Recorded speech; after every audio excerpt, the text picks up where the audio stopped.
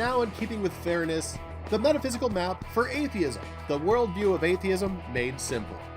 Atheism is the faith of atheists, and we here define atheist as an individual person who chooses to affirm the statement there are no gods as true. So an atheist is somebody like your communist, like Karl Marx, or your basic secular humanist evolutionist, like Richard Dawkins there, or, well, it's not a toaster. See, my definition says it has to be a person, but there are definitions that other people use that would include that toaster. Which reminds me, before you leave a comment whining that, oh, this is a straw man. It's not a straw man. I've just told you how I define atheist. It's how I define it. I'm not saying how everybody has to define it, but ultimately it's the thing that makes the most sense, and it's what everybody means when we say that. So before you leave some kind of snotty comment about how this is a straw man, that's not what atheism means, watch the definition of atheism again, and defining our terms, a very simple flowchart, both found on the A Bit of Orange Atheism playlist, because whatever you've got to say on the subject, I have heard it all, multiple times, and have already made several response videos. Save yourself the time. Oh, also, look up the word straw man and see what that means, because a whole lot of you guys leave comments where you include that word, but you don't seem to have any idea what it means. Straw man's a logical fallacy. It's got a particular definition. Look it up. Welcome to the metaphysical map for atheism. We had to alter the metaphysical map from the MetaDucky presentation a little bit to fit the worldview of atheism, but I think you'll find it makes sense, according to atheism. First, we start with nothing. And before you call that a straw man and tell me I don't understand Big Bang cosmology, just realize that Lawrence Krauss, renowned physicist and atheist, wrote a book called A Universe from Nothing, in which he explains how the whole universe came from nothing. Now, yes, he's a liar because his word nothing doesn't mean nothing, it means something, and actually says that in the introduction. But the point is, he's trying to show how a universe came from nothing, and therefore, we don't need God, therefore atheism is rational. Fail, fail, fail, but nonetheless, stop leaving me comments.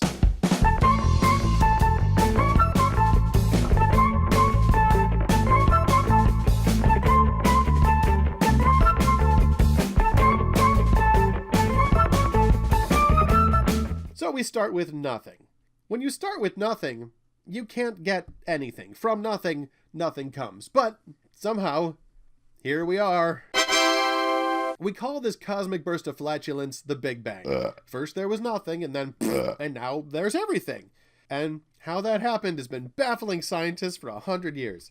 From nothing came time, space, matter, and energy, also known as the universe. The laws of physics and chemistry also made themselves from nothing. The laws of physics and chemistry are the physical principles that govern the movement of every atom in the universe, the flow of time, and all that stuff. It's the answer of why does anything do what it does. And we don't know why the laws of physics and chemistry are the way they are, because they could hypothetically be different.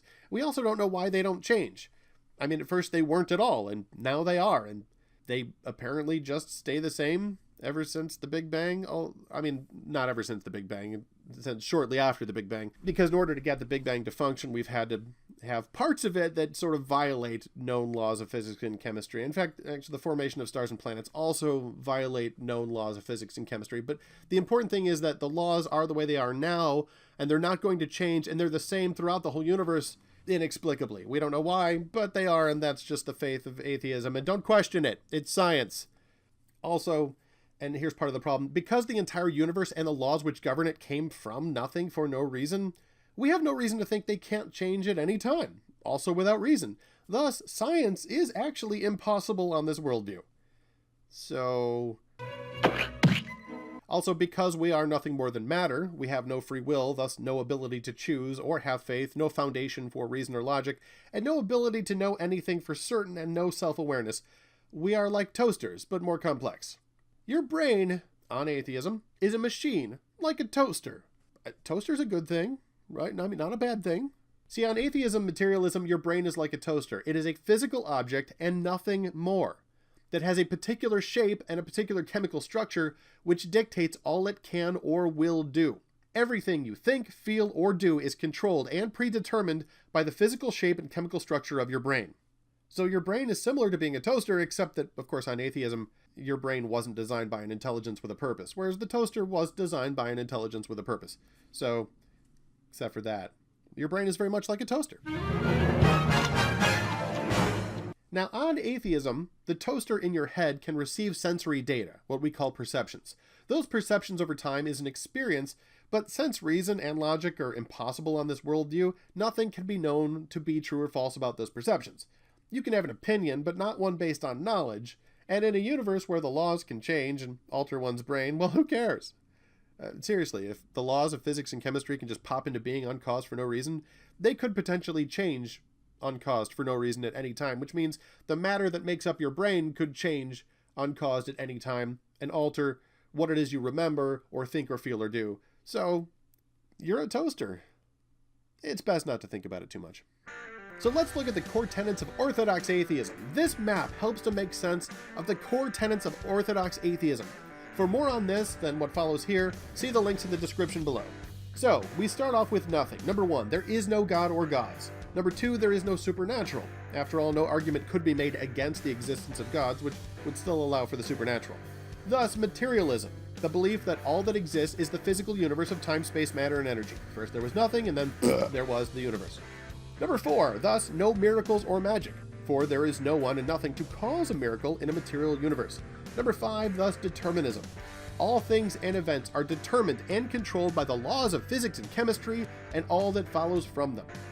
5b, thus, everything since the beginning of time has been predetermined by those natural laws. Everything has always been and must always be as it is because of those initial conditions and could not have been different. To sort of put a fine point on it, you, sitting at your computer watching this video and hearing my voice, was predetermined by the initial conditions of the Big Bang. This was an inevitable result of those initial conditions given enough time. There's no basis for any objective value. Everything is merely the dance of atoms obeying the laws of physics and chemistry. Thus, no free will.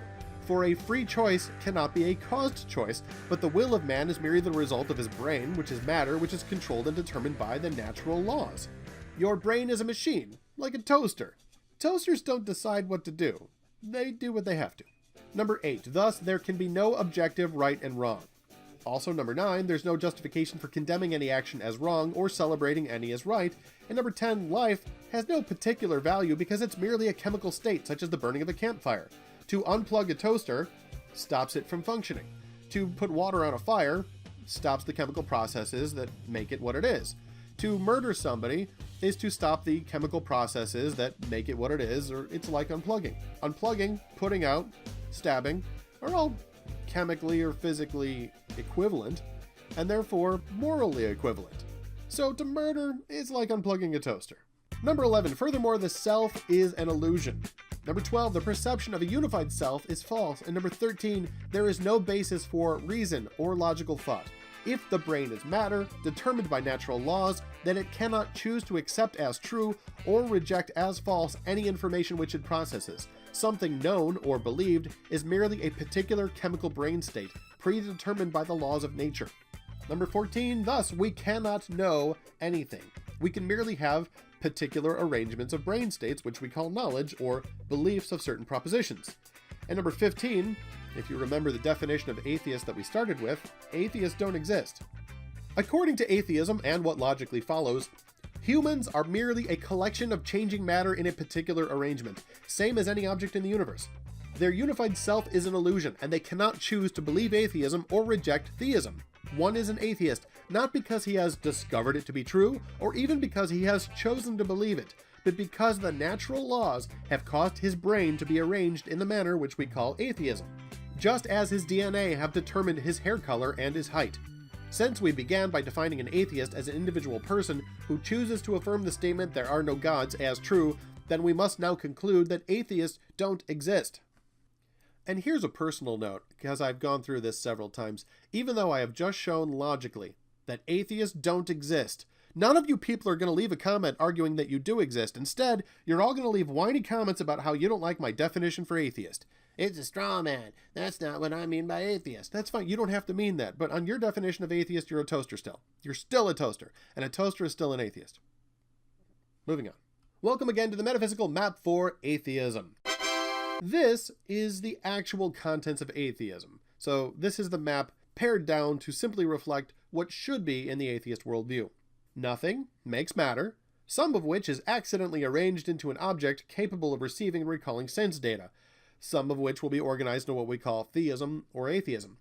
For some reason, well, really for no reason, we call the brain chemical state of atheism true and the brain chemical state of theism false, but true and false are meaningless, and those labels are also the result of chemical brain states.